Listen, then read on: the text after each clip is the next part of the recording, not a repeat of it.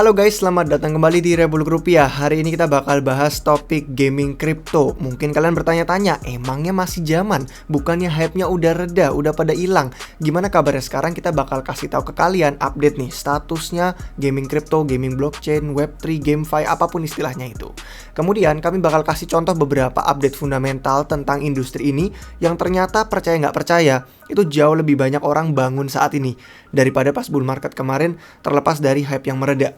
Terus kita bakal kasih contoh beberapa nama-nama game yang menarik, mungkin platformnya juga, atau studio atau publisher game yang bagus yang menurut kami patut dipantau, dan mungkin kalau misalkan kalian suka main game juga, jangan sampai kelewatan. Oke, let's go!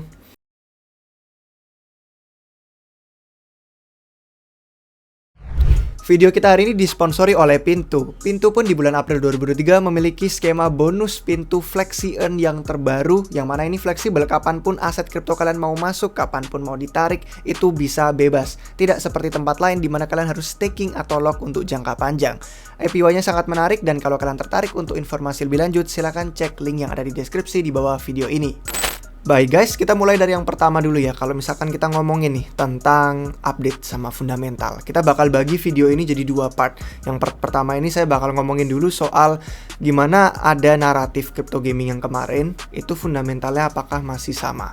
Karena ada banyak yang bertanya kan orang-orang, bahkan saya lihat di komentar itu, crypto gimana kabarnya? Maksud saya gaming crypto gimana kabarnya? Masih oke nggak beli token, beli lahan metaverse, atau NFT, apapun lah yang berkaitan sama gaming? Gimana nasib para studio game itu? Studio game yang udah banyak banget kemarin dapat dana terus bikin sesuatu. Sempat hype pas bull market, sekarang kayak apa? Di video ini kita bakal pisahin. Nanti yang part keduanya beda lagi. Part kedua bakal bahas dampak sama contoh nama game yang menarik buat dapat exposure.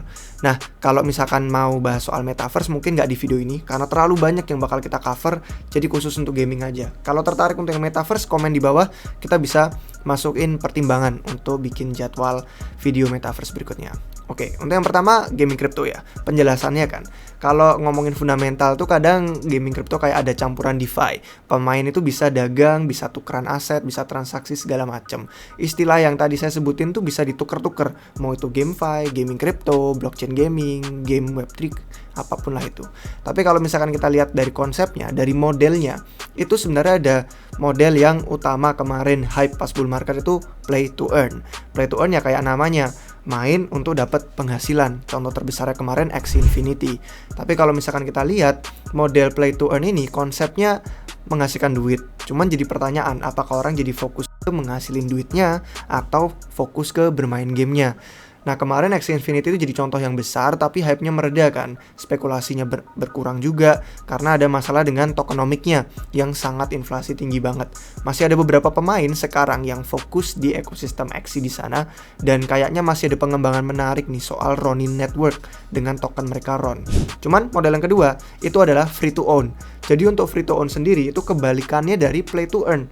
Justru aset-aset yang kita miliki, kita nggak perlu modal untuk bisa mainan game itu. Kayak di Axie kan harus beli karakternya dulu Axie untuk bisa main. Free to own justru gratis. Jadi asetnya dikasih gratis secara cuma-cuma ke kita. Dan itu perusahaan terbesar yang ada di bidang ini sekarang adalah Limit Break. Kalau misalkan kita lihat di sini ya, Limit Break itu sebenarnya punya salah satu koleksi terbesarnya untuk game sama NFT-nya itu adalah Digidagaku.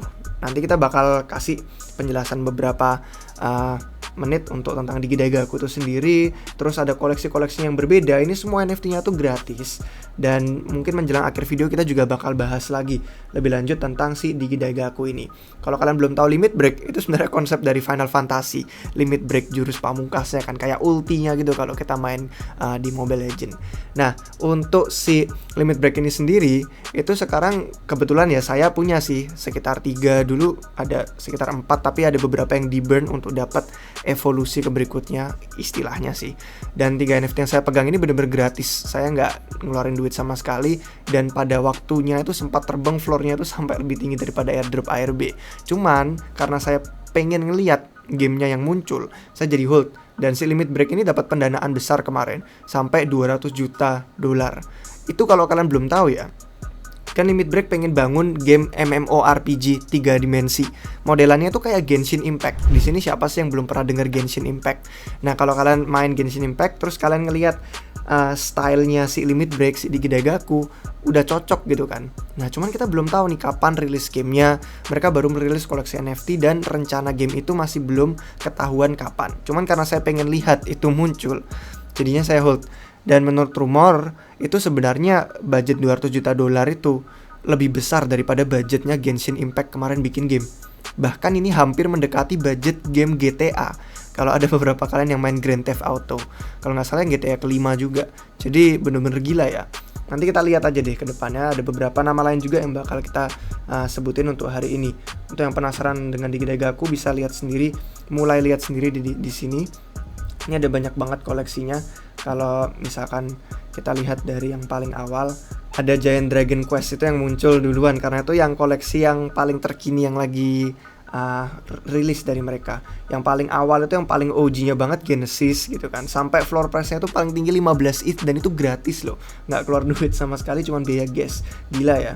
Terus ada hero, ada super villain-nya, ada villain, ada telur naga, ada baby dragon, sama ada giant dragon-nya.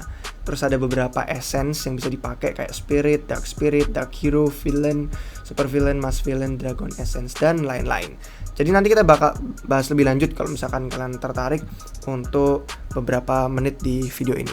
Tapi kita lanjut dulu untuk modelnya. Game sendiri pun untuk blockchain itu ada yang full on-chain, ada yang sedikit off-chain.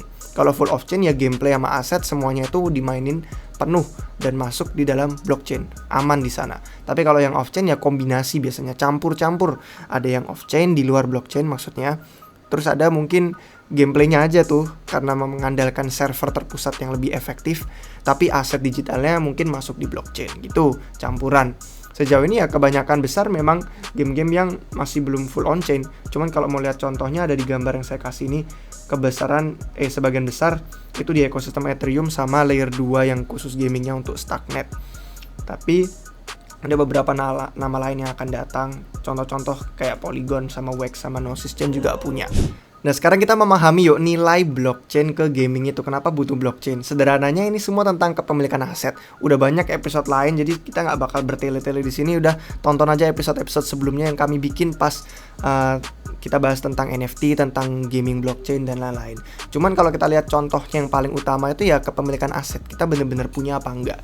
Contoh masalahnya nih Pokemon Go. Nanti kita bakal liatin contoh permainannya di sini. Tapi kalau kita lihat ya Pokemon Go itu kan game mobile yang populer banget. Itu bisa nangkep, bisa dagang, bisa tarung lah antar Pokemon gitu kan. Semua pakai navigasi GPS dunia nyata. Masalahnya orang tuh ngabisin waktu sama ratusan dolar di dalam game, entah itu dalam bentuk box atau dalam bentuk koin, itu tapi nggak bisa dijual akunnya. Karena kalau malah ngejual akun malah kena ban.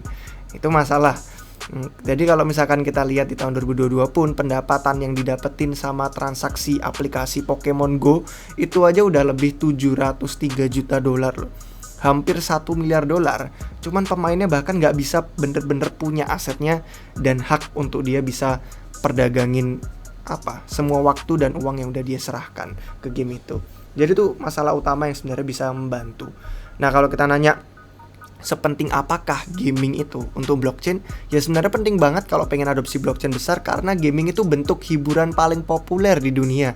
Jadi bisa narik miliaran orang ke kripto. Bahkan saya aja pun main game masihan gitu kan.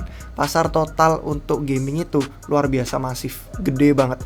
3 miliar orang lebih pada mainan game per bulan. Terus sekitar 55 juta dolar game itu di-download untuk mobile gitu kan tahun lalu. Dan 14,5 jutanya itu dihabisin untuk narik pemain.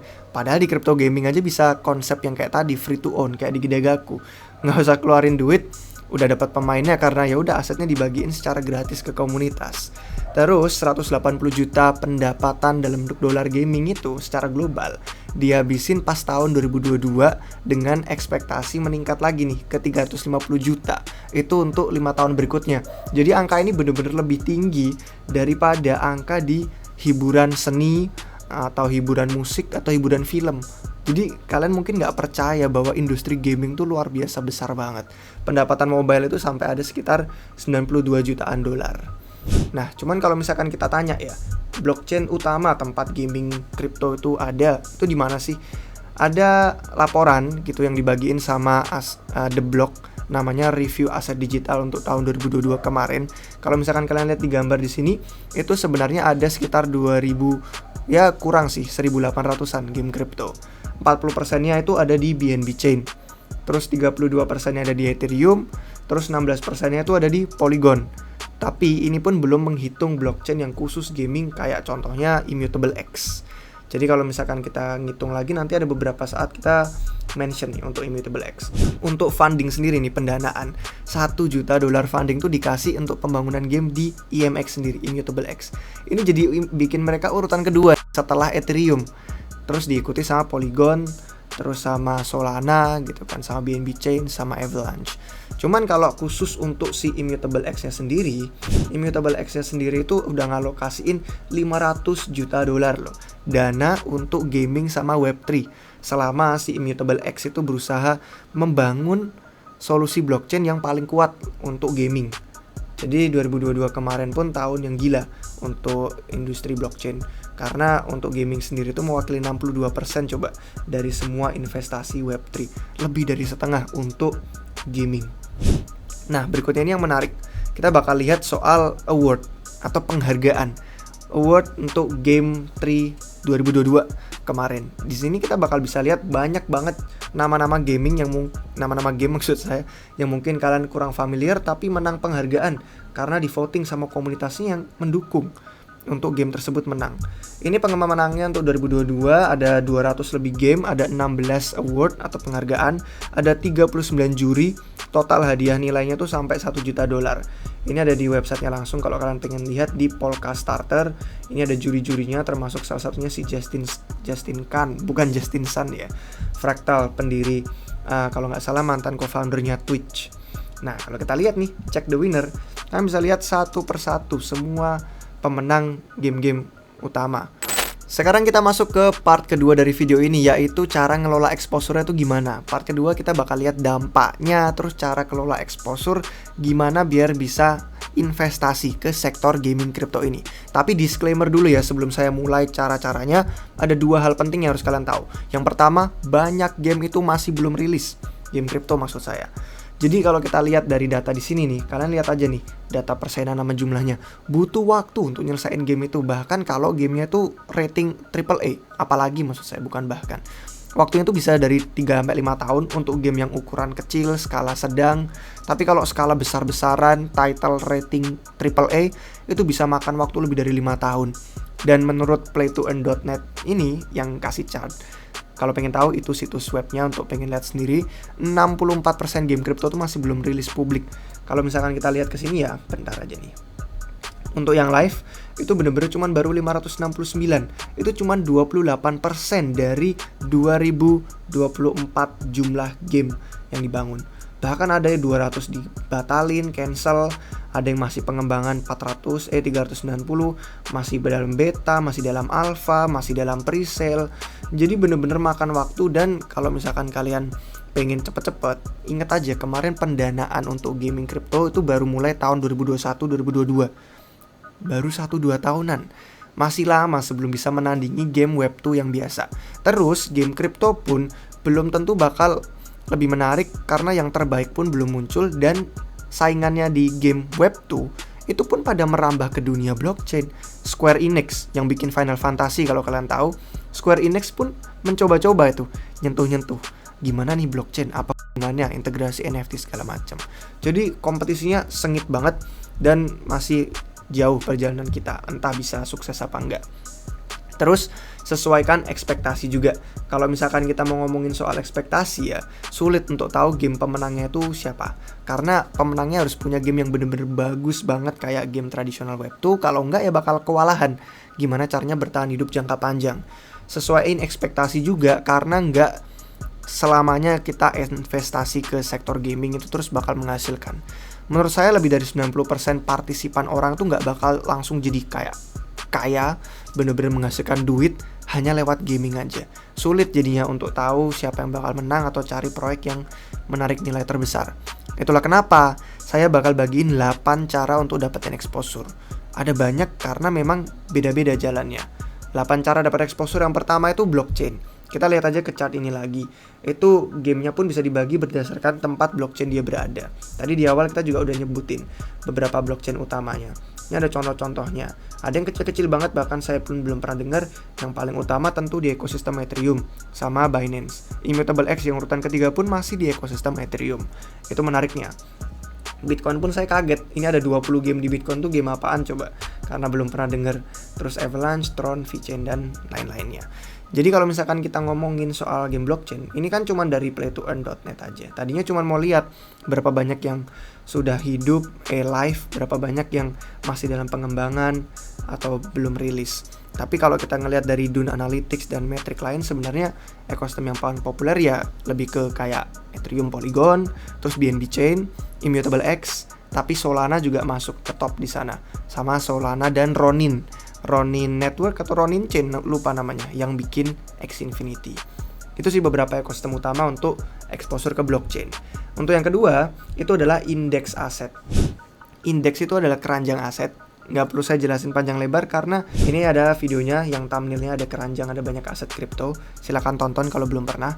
Ini menjelaskan lebih lanjut. Bahkan yang indeks untuk game dan metaverse sudah kami sebutin di dalam sana juga. Nah, contohnya yang kita sebutin adalah produk indeks Scoop, yaitu MVI, Metaverse Index. Jadi indeks ini isinya itu ada banyak alokasi, yang utamanya tuh token-token berbasis game sama metaverse. Kayak ApeCoin, Decentraland, Sandbox, Axie, Immutable X, Gala, LuxRare, INS, Audius, Engine, Illuvium, Merit Circle, sama Repeater. Alokasi persenan sama namanya ada di sini semua kalau kalian tertarik untuk lihat, sama performa harga, market cap, volume, dan lain-lain. Sekali lagi bukan financial advice apapun dan tidak menjamin keuntungan apapun dari aset indeks seperti ini. Terus yang kedua contohnya adalah dari token set. Itu dia bikin indeks gaming Meta Portal, tickernya game. Nah ini dia. Ini saya belum pernah sentuh sama sekali, belum pernah beli, belum pernah jual. Dan menurut saya kalian harus benar-benar dior dulu sebelum pengen tertarik nyobain. Karena masih belum jelas apakah produknya ini masih aktif apa enggak. Ini kan udah dari tahun lalu. Masih aktif apa enggak nggak tahu. Ada risiko nggak, bisa di tradingin nggak, itu juga kita nggak tahu. Saya belum benar-benar mendalami, cuman tahu aja ada indeks gaming namanya Meta Portal. Untuk semua alokasinya ada di bawah sini: Immutable X, Sandbox, Axie, Gala, Wilderworld, Illuvium, Merit Circle, YGG, dan kawan-kawannya. Itu untuk indeks aset. Terus yang ketiga adalah Guild Gaming. Waktu mengelolanya ini sebenarnya lumayan medium karena kalian harus riset dan level pengetahuannya sebenarnya agak tinggi. Harus tahu guild gaming mana yang menarik dan bagus, karena penurunan pasar kemarin itu bikin banyak guild itu ngubah model pendapatan mereka, pivot istilahnya. Banyak token-token dari guild gaming itu jatuh dan valuasi tokennya sebenarnya ya kalau ada yang menarik, kalau ada yang menurut kalian bagus fundamentalnya, itu bisa dijadikan pertimbangan dengan penurunan valuasi mereka. Cuman ya kalau dilihat lagi dari data Delphi Digital ini, guild-guild yang kemarin ngumpulin dana besar banget selama bull market 2021 itu kehilangan banyak treasury-nya. Si YGG hilang 66% treasury dan Merit Circle hilang 15% treasury-nya mereka. Jadi itu kalau ngeliat data dari Delphi Digital. Terus untuk yang keempat, exposure token gaming. Ini hal yang sudah nggak kagetin lagi. Kalian semua udah pasti tahu lah kalau yang namanya token. Bahkan di komentar tuh udah banyak banget yang langsung nanyain, bang token ini. Ini udah jelas salah satu exposure yang menggiurkan. Tapi tidak semua token gaming itu diciptain setara. Harus pertimbangin apa utilitas tokennya, intinya dia buat apa. Yang kedua, ada nggak distribusi pendapatan? Kita dapat apa sebagai pemegang token itu? Menguntungkan apa tidak? Yang ketiga, hindari kesalahan kalian beli token yang inflasinya tuh terlalu tinggi banget. Karena kita lihat contoh dari X Infinity kemarin, tokenomic masalahnya di inflasi itu. Terus kalau kalian nemuin token game yang benar-benar populer, yang ngontrol treasury, mungkin dapat pendapatan game langsung, itu ya bagus saja untuk pemegangnya. Cuman ya saya nggak perlu sebutin satu persatu contohnya karena kategorinya udah banyak di mana-mana ada. Kalau buka CoinGecko aja udah ada khusus nih untuk gaming, GameFi itu kan. Ada contoh-contohnya, nanti nama-namanya di dalam. Terus ke CoinMarketCap juga udah ada banyak lah. Mau itu AXS, ILV, Ape, banyak banget pokoknya. Yang kelima, exposure lewat studio gaming. Kalau ada potensi dari studio gaming kripto yang luncurin DAO, itu menarik. Karena biasanya studio game atau publishernya yang dapat keuntungan paling banyak. Dan Illuvium tuh sebenarnya cuma salah satu contoh aja, karena belum ada contoh lain untuk DAO ini. Namanya Illuminati Council, lucu sih kayak dewan. Ya mirip-mirip Illuminati tapi ini Illuminati karena nama gamenya Illuvium. Illuminati Council ini memungkinkan orang-orang yang partisipasi di dewannya mereka, di DAO-nya mereka, untuk dapat kontrol atas studio gaming mereka. Rencananya bakal rilis game lebih banyak kalau game pertamanya sukses. Dan token ILV itu kelihatannya bakal jadi governance dan distribusi untuk tujuan itu. Jadi pemegang ILV ini bakal bantu keputusan apakah nanti game kedepannya mau diapain, dan di voting terus kemudian sama Council Illuminati untuk dikembangin sama tim pengembang gamenya mereka. Selain ini belum ada contoh lain, bener-bener cuman Illuminati Council yang saya bisa pikirin untuk studio gaming. Terus yang keenam itu lahan metaverse. Gak banyak kita bakal bahas karena mungkin bakal bikin videonya khusus untuk metaverse. Tapi intinya menurut saya pribadi kurang worth it kecuali ada utilitas bawaan yang jelas. Karena banyak banget lahan metaverse yang spekulatif, dijual tanpa utilitas, janjinya kebesaran. Dan kita harus paham bener risikonya, kecuali orang bener-bener udah mendalami lahan metaverse. Ya menurut saya jangan sih, kurang worth it.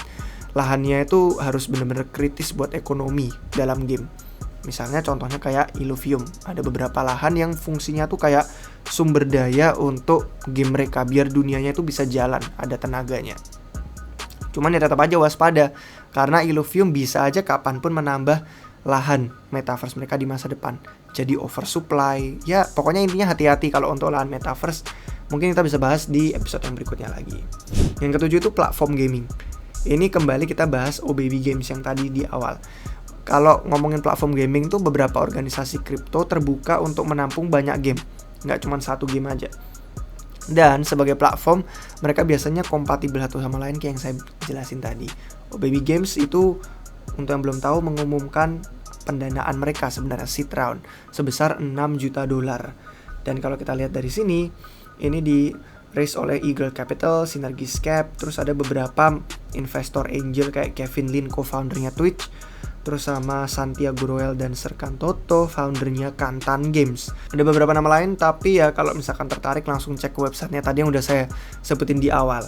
Itu untuk OBB Games. Sekali lagi lihat aja video-video footage-nya. Saya sendiri udah gak sabar sih untuk nyobain testis game-game alpha yang ada di sana yang mereka kerjain. Karena kemarin pun lagi ada kerjasama juga sama musisi terkenal untuk game mereka, terus sama Riot Games. Yang nggak tahu Riot Games yang bikin League of Legends ya kalau nggak salah. Iya deh kayaknya Riot. Atau bukan? Kayaknya saya salah mikir. Coba kalian komentar di bawah klarifikasi. Oke, terus terakhir itu adalah investasi ke NFT-nya sendiri. Nah, untuk ngomongin NFT-nya sendiri ini cara paling menjanjikan sebenarnya untuk dapat exposure ke industri gaming. Cuman ya butuh lebih banyak waktu sama usaha sama pengetahuan. Karena NFT itu bergantung pada satu game atau satu ekosistem khusus saja. Nah, itu contoh yang pertama, yang umum itu Illuvial yang ada di Illuvium. Kita bisa tunjukin footage untuk videonya di sini. Contoh gamenya gimana NFT Illuvial itu bakal dipakai di game mereka. Terus kemudian yang contoh kedua adalah Wilder World. Ini sebenarnya yang lebih menarik menurut saya karena dia ada kota yang contohnya kayak duplikatnya Miami tapi dalam bentuk virtual, namanya Wyoming. Dan di sana itu mereka ada banyak banget avatar, baju, kendaraan, bangunan, semuanya dalam bentuk NFT. Akan jadi NFT yang bisa diperdagangin sama orang-orang di pasar metaverse Wilder World. Dan Wilder ini masuk, NFT mereka tuh masuk kategori berdasarkan industrinya masing-masing. Ada pilarnya, ada fondasinya, semua distruktur sama DAO. Dan DAO-nya dijalanin sama komunitas. Setiap NFT mereka dibuat untuk siap interaksi di dalam metaverse Wilder World yang lebih luas. Lihat aja tadi footage-nya kalau misalkan kalian tertarik, mirip kayak Cyberpunk sebenarnya untuk Wilder World. Semoga bisa bener-bener deliver ya, nggak cuma trailer gameplaynya doang yang bagus kayak gitu. Nah terus, untuk penutup, yang tadi udah saya sebutin di awal, Limit Break sama Digidegaku, itu kalau punya waktu silakan luangin waktu kalian untuk menjelajah ke websitenya Limit Break, Digidegaku, ke komunitasnya di Discord, Twitter. Coba lihat deh, kalau ada beberapa kesempatan NFT gratis juga karena free kan. Untuk yang belum tahu ada juga freenft.xyz, itu udah diakuisisi sama Limit Break juga. Itu juga menarik, ada banyak game-game yang meluncurkan NFT gratis buat kalian. Dan siapa tahu kalau gamenya menarik, ada yang bisa jadi gede juga. Kalian udah adopsi awal di sini. Dan seperti yang dibahas tadi, 200 juta dolarnya tuh budgetnya bener-bener lebih gede daripada Genshin Impact. Dan kalau kalian lihat Genshin Impact kan stylenya begini kan, udah cocok banget. Genshin Impact cocok sama art style yang dimiliki oleh NFT, koleksi NFT di Gidegaku. Contoh-contohnya tadi di awal udah saya liatin ke kalian. Ada banyak karakter kayak hero, villain, Genesis, terus ada dragon. Nah ini nih, Genesis, hero, villain, dragon. Dan ini bener-bener mirip banget gitu kan, untuk art stylenya sama Genshin Impact yang terkenal dari miHoYo. Jadi budget lebih dari Genshin, mendekati GTA. Semoga bener-bener bisa deliver game MMORPG 3 dimensi. Karena kalau beneran bisa dan sukses dan populer, di Gidegaku tuh bakal jadi yang pertama merintis konsep free to own, asetnya gratis, dibagiin ke komunitas. Terus yang terakhir memang NFT-nya ya Axie Infinity, yang udah nggak kaget lagi, kita semua udah tahu itu karakter-karakter lucu dalam bentuk NFT yang dimainkan di gamenya Axie Infinity. Tapi lebih langka dia, lebih kuat dia, akan semakin bernilai premium. Jadi kurang lebih itu sih guys untuk hari ini. Kita bahas tentang crypto gaming, bener-bener luas banget dan mendalam sampai kita lihat dari semuanya. Data, metrik, contoh, update, fundamental. Semoga lumayan lengkap tuh kalian semua yang tertarik dan nanyain dari kemarin gimana nasib crypto gaming. Silahkan komentar di bawah kalau ada yang kurang, kalau ada informasi lebih lanjut, pengen baca-baca, pengen lebih mendalami, gabung jadi anggota RR. Ada link di deskripsi di bawah. Kita sering banget bagiin. Kayak kemarin baru aja Musa ngasih analisis sektor crypto gaming. Dan di dashboard kami itu khusus pun ada banyak pojok NFT, peluang airdrop apa segala macam. Jadi kurang lebih itu sih guys. Semoga kalian suka. Jangan lupa kasih jempol. Jangan lupa juga subscribe ke channel YouTube Republik Rupiah. Terima kasih sudah nonton sampai akhir. Sampai jumpa di video yang berikutnya. Cheers.